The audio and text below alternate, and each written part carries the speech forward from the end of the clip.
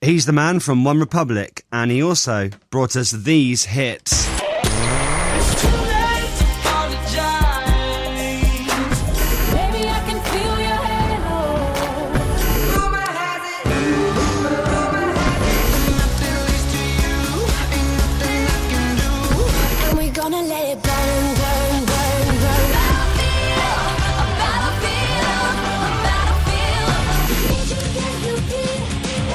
Tattoo. Got to love you, got to love you, got to love you, got to love you. I keep going to forever to pray. Keep bleeding love. Even though the gods are crazy, even though the stars are blind. Listen, I ain't never met a man like that. So please don't stop the rain. Girl, tell me how you feel. What's your fantasy? I see it's on the beach down in Mexico. That's just some of them. I forgot about half the... Did you? Hi, Ryan Tedder. Hey, how's it going?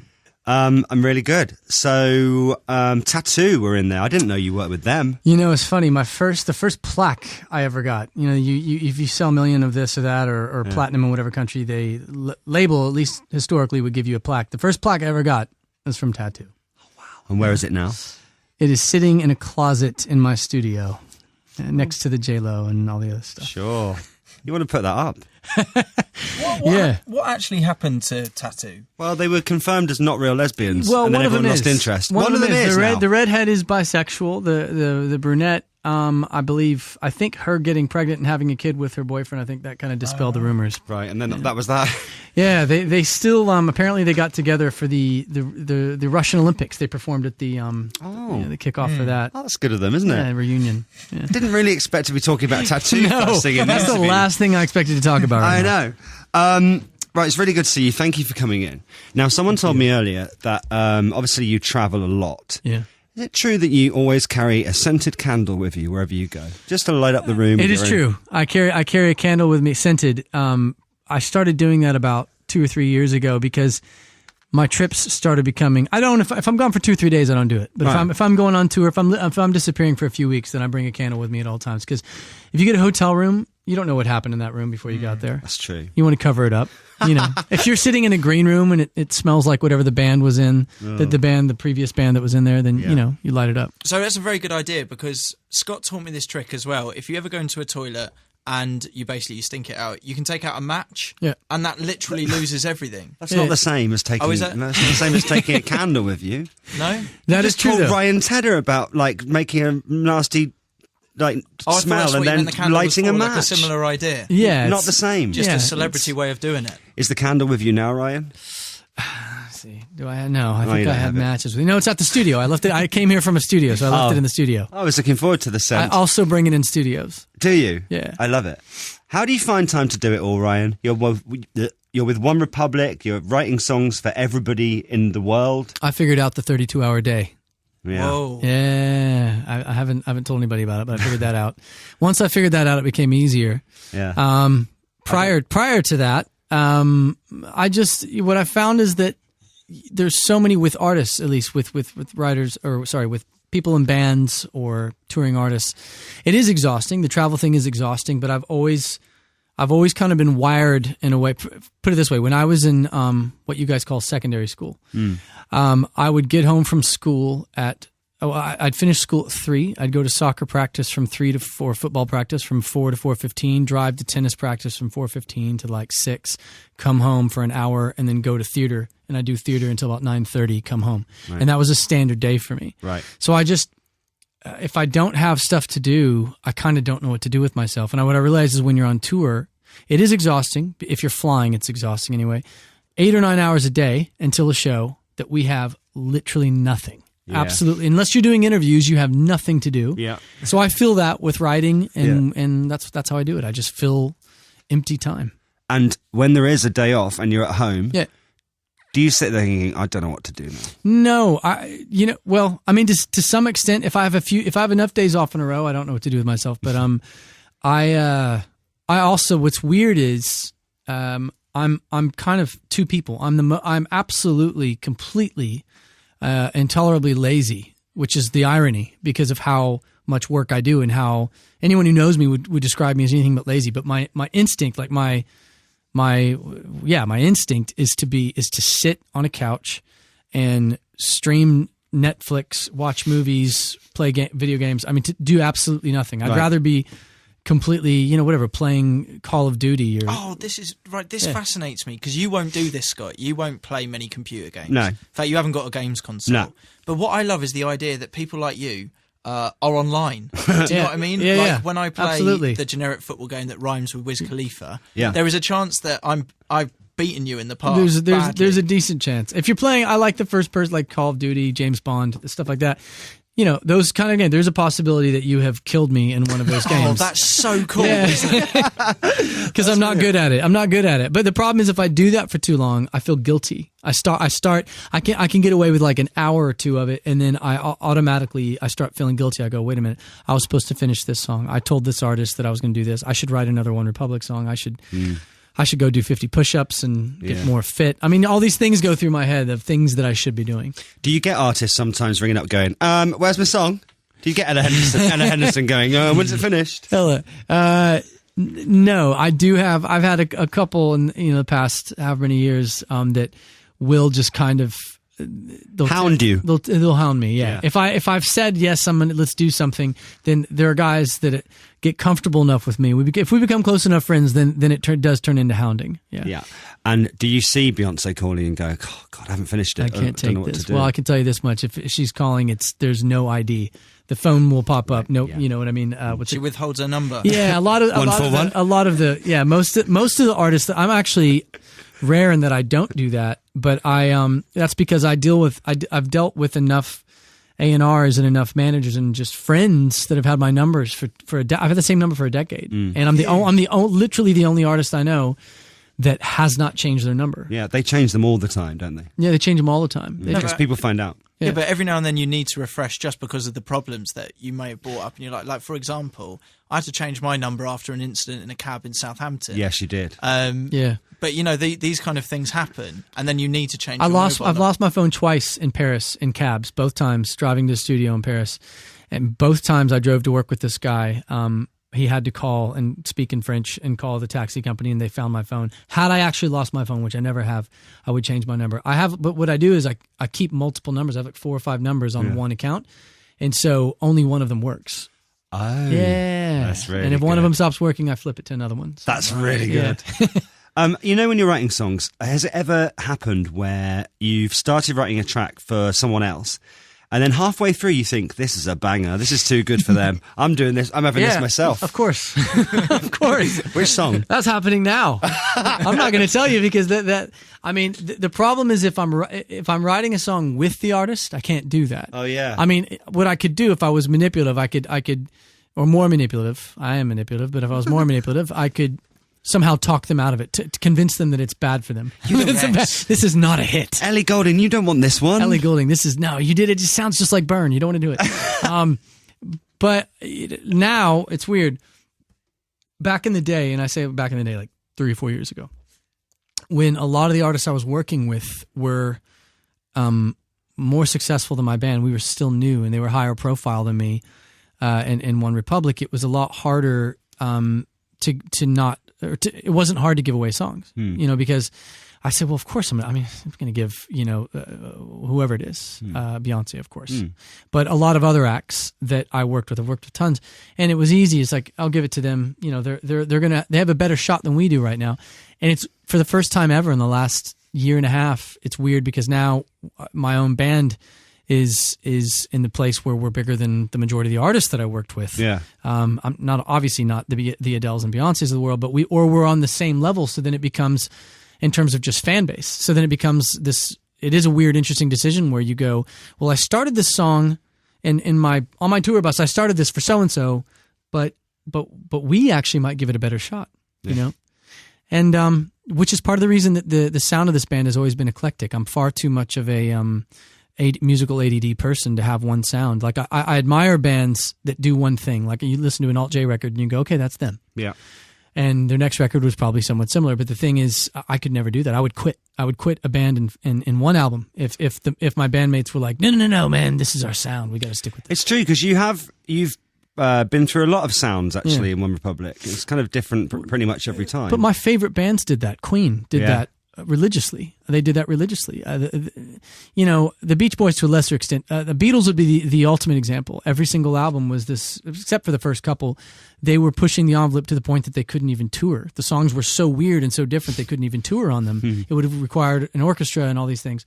And in my mind, music is far too interesting to just do the same thing every time. It's like, I'm the guy, like if I happened to accidentally, if I started a food chain or like a coffee chain, the moment it became like reached critical mass and became hugely popular, I would sell it just to get out of it and be like, I'm done.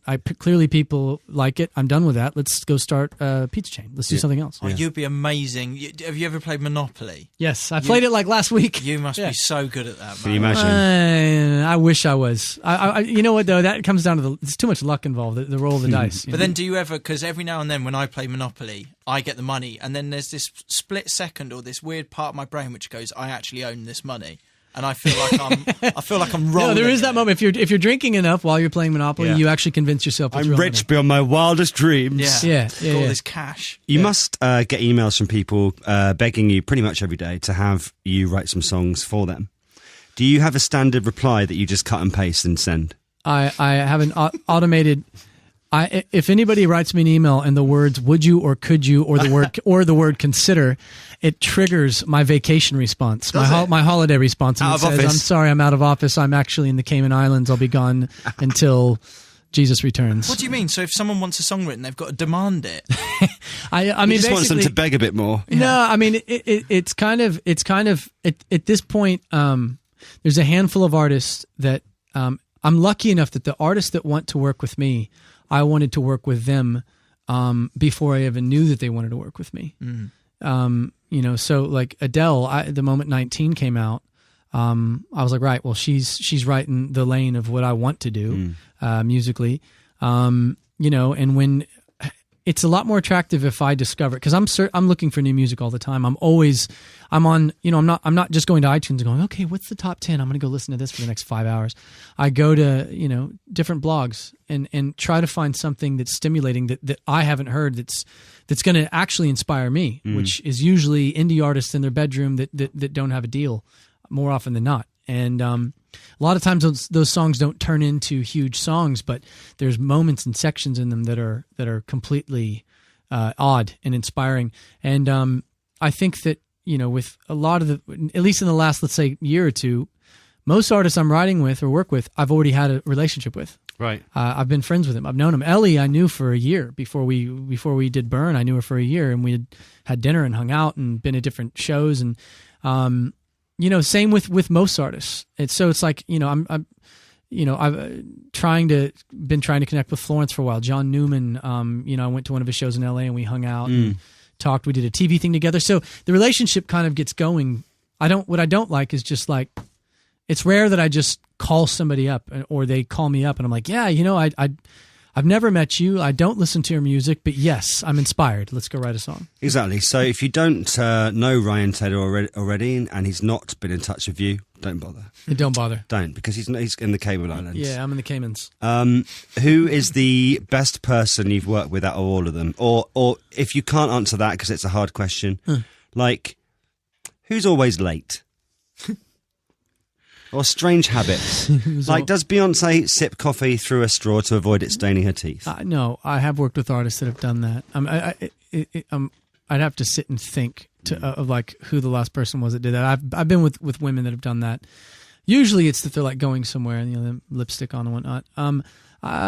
The best art. I've said this before in interviews, so it's not like it's brand new newsflash, but. Adele is without question the most talented of anyone that I've worked with, because it's not just the singing. The singing, she can be sitting down in like an awkward position that is completely not conducive to singing well, and then she belts out at 120 decibels, and the microphone breaks because she has so much just power behind her voice. So she could be doing like a headstand. I'm not joking. She could be sitting here. You'd think she's whatever, reading a magazine, and turn around and all of a sudden you're just like, good God. Have you heard her laugh? You must Yeah, have. of course, a million times. Oh yeah. my God, her laugh's the best. Her laugh, thing. she has the best laugh in the world. Yeah, I'm trying to find it now. Have you but I got can't- it? no. yeah, the best. But she the thing is, here's what's as impressive or more impressive than the vocal ability. The vocal ability is unparalleled. I mean, next to like the Ella Fitzgeralds of the world, I think when it all goes down, 20, 30, 40 years from now, when she and I are getting old, everyone in this room is kind of getting near the end. I do believe she'll go down and, thought of or spoken of in the same sentence as some of those people. Some of those singers. Really? I really do. It's I've been lucky enough to be around, the best of the best, or at least some of them, Yeah. a good portion of them. Yeah.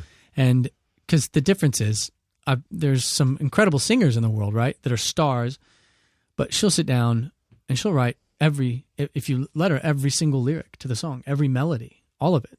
It's almost like you're there just kind of, which for me, 99.9% of the time, if I'm brought in on a session or brought in, it's like I'm steering the ship. I'm brought in to kind of Yeah. make it happen. With her, it's like, don't get in the way, and then help when you can. Is she still like really fun? Like in the Oh, yeah. same sense that, like, I always imagine Adele to be like Adele before she was huge, and Yeah. I can imagine her eating pizzas whilst she's recording and Yeah, stuff. For like, sure. Yeah. For sure. It'd be a shame if she'd changed, but I really don't think she has at all. Oh no, I think the only thing, I obviously think stuff around her has changed. Yeah, that's the best way to put it. Stuff around her's changed. Obviously, you're not going to see her walking down through Piccadilly without security. No. I mean, with tourists everywhere. I mean, there's certain things you can't do. I'm lucky enough that I've always maintained the level, and God willing, continue to. I read an interview with Sting recently where he said, the day that I would give all my money away and all my success if I couldn't go to Paris and walk around the city. If I couldn't go to Paris without being just harassed. And he's a recognizable guy, and he does wear, I was in an elevator with him in Chicago like 3 weeks ago. And I got in, and the first thing I realized was, this is odd. There's like 12 people. This was the most stacked elevator I've ever been in. And we were somehow, it was like out of a sitcom. We were hitting every single floor of this damn It's like this building. Yeah. elevator. Yeah. And he was in the corner. He was the first person to get in, and he was doing a show in Chicago. And first thing I noticed was how tall he was. He was my height, and I assumed it was like short for some reason, and he was my height. And the other thing I realized is no one in the elevator said anything. And of course, I see him. He's wearing the same motorcycle jacket he always wears and black jeans. Looks like Sting.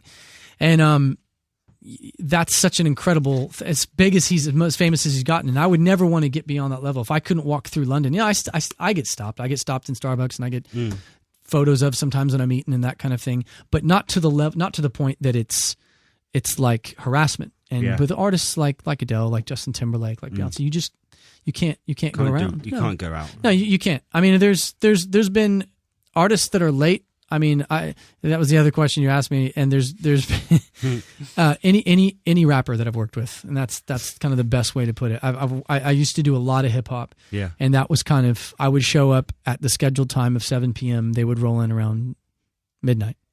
Yeah, so That's late. that's late. Yeah, Yeah. work till 8 in the morning. Yeah. I mean, I remember a time at Radio 1's Big Weekend in Maidstone when Adele had released 19, and we were right next door to the St John's ambulance tent.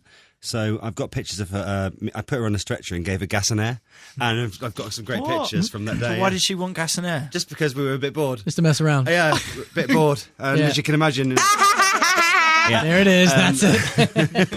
It's the best. It's the best.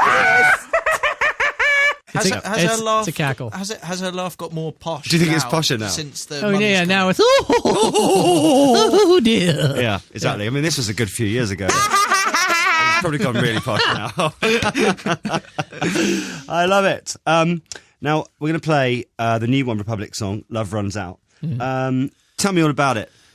Well, it took about off and on a year and a half to write, and I heard that you tried to perfect the chorus because you weren't quite happy with it. yeah, I had the verse of this. I had the music of it for ages. It's really hard to write. The hardest kind of songs, I think, to write. At the time when I did Counting Stars, within about the same month, I did this song. And this song actually came before Counting Stars. We started it before Counting Stars, and Counting Stars came about after it and because of it. And I just thought it was a shame that this one never got finished. Gospel, bluesy sounding songs are the hardest ones to get right. just because it always ends up sounding like something that you've heard before. So it's hard to be original. So this one took, I shelved it. It was going to be the first single originally. I shelved it. 15 months later, I'm driving up the coast in California, like in my car, and it came on my iPod or my iPhone playlist randomly. And then Sung by you. Yes, sung by me. The demo of it, and out of nowhere, the chorus came to me in like one fell swoop. It just kind of descended, and I pulled over, recorded it into my phone, and then I think 3 weeks later, in a hotel room in Berlin, finished it. Cool. Sure. Yeah, So cool. Okay, here it is. Finished in Berlin, Britain, halfway between LA and San Francisco. God knows, and the submarine. Here's Love Runs Out by OneRepublic on Radio 1.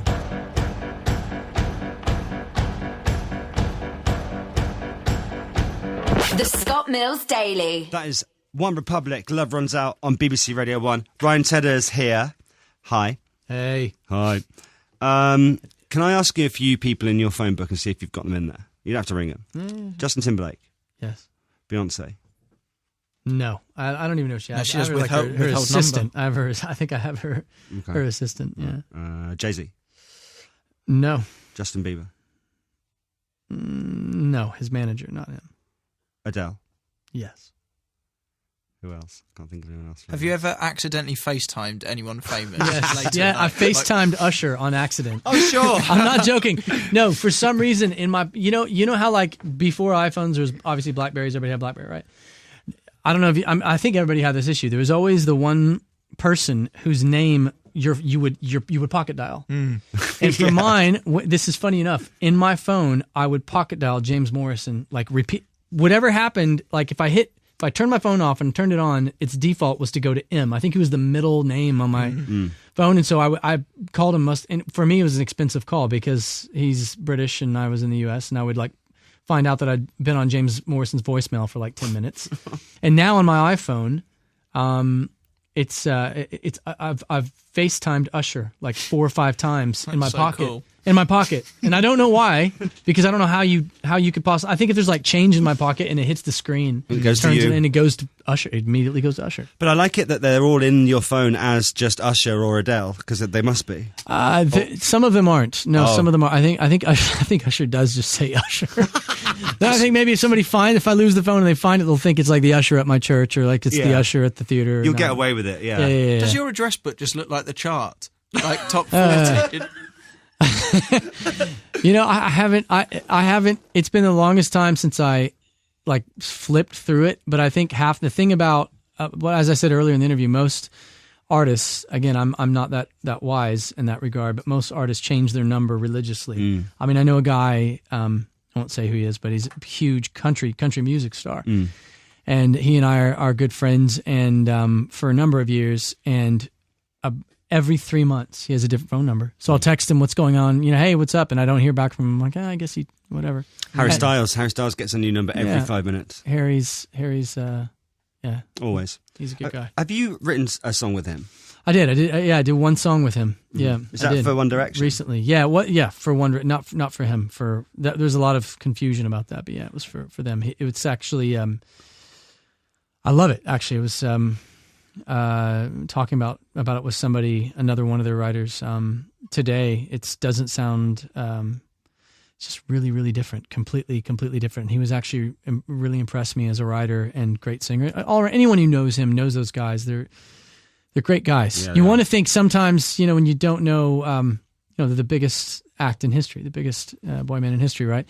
And you want to think that any time that being that successful goes hand in hand with maybe a little bit of cockiness or this, that, and the other. There's just none of it. They're just, No, you don't get it. They're just dudes. You know, it's cool. What's the confusion? I don't know about this. Oh, okay. That he was going to go solo. There was all that. It's funny because I don't even know who let it out. I think someone probably saw me drive into his house or something, knowing the press. Oh, so they thought you and him were having secret writing sessions. And they thought that me and him were having secret writing sessions, and I was there. I think it was within a week of us doing something that I got hit up because the press was all over it, saying that because then that fueled the whole Harry's leaving. Oh yeah. Well, did you do it at your house? Did they? Well, we did it at his house. Oh right, I see. So they're always. Well, and in my hotel, I record. Mostly on the road when I'm in, especially if I'm touring Europe. We were doing Royal Albert Hall. We're a Teenage Cancer Trust. And so I was here for like 3 or 4 days, camped out. And the hotel room, I mean, the thing is, especially in London, I mean, not to slight any of the studios here, because there's incredible studios, Air and Metropolis and Rack Studios. But it's hard to beat if you're in a killer hotel in London in a great part of the city with a view. I don't know how you beat that as far as songwriting goes. I mean, it's just inspiring. And so I had this hotel room and I opened up the windows and it was a big enough room. I was like, you know what? Screw it. We're not doing studios this week. Let's just write and record here. It works. And record there as well. That's what I do now. I do that. I try to do that more. I use hotels more than studios.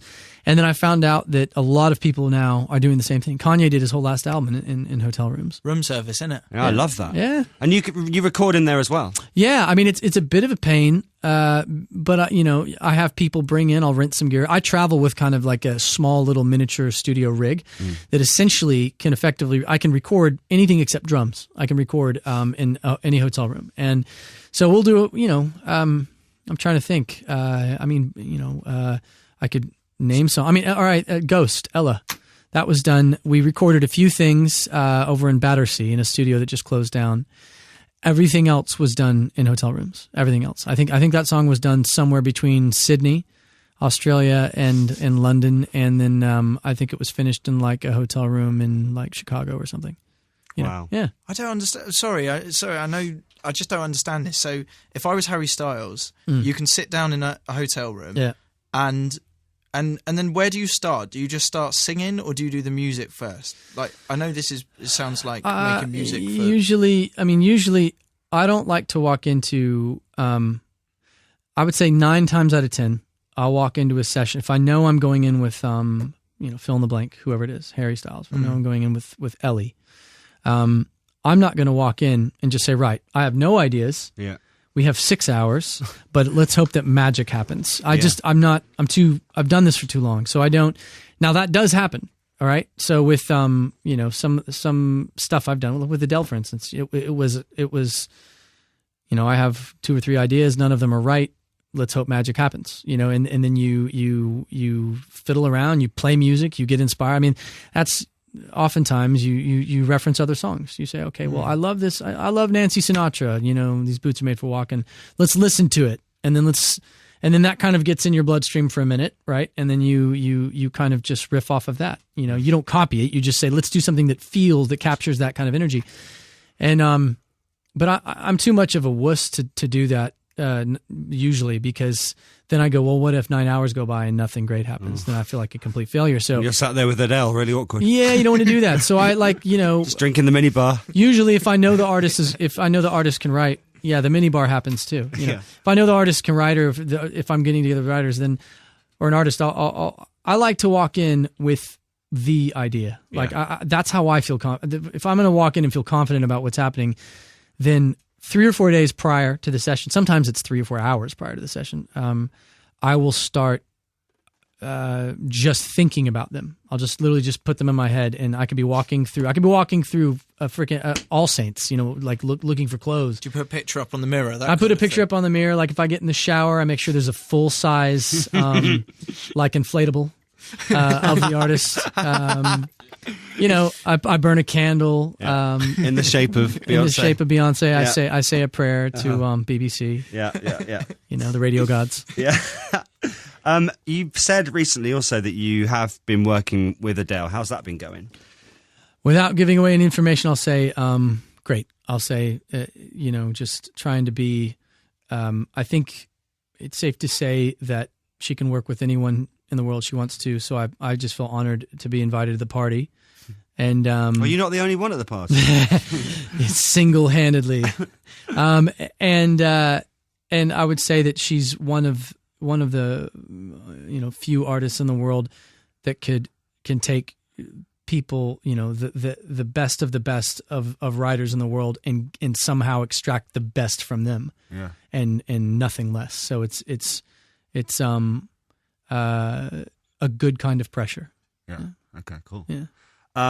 Well, listen, it's been. I could listen to you talk all day. So could I. It's an Yeah. education. I find it absolutely fascinating. So thank you so much. I'll be at the pub 10 minutes from now. If Right, you okay, I'll want to see go you across there. the street, I'll see you there. Meet you in the Stag. Yeah. All right. Oh, we could do a writing session. Shall we? Yeah, meet at my hotel. Yeah, we'll come to his hotel. We Yes. won't have many ideas, but we'll just watch you. Yeah, well, you know, We can listen to These Boots Are Made for Walking. It's all that matters. We'll split it 3 ways. It's fine.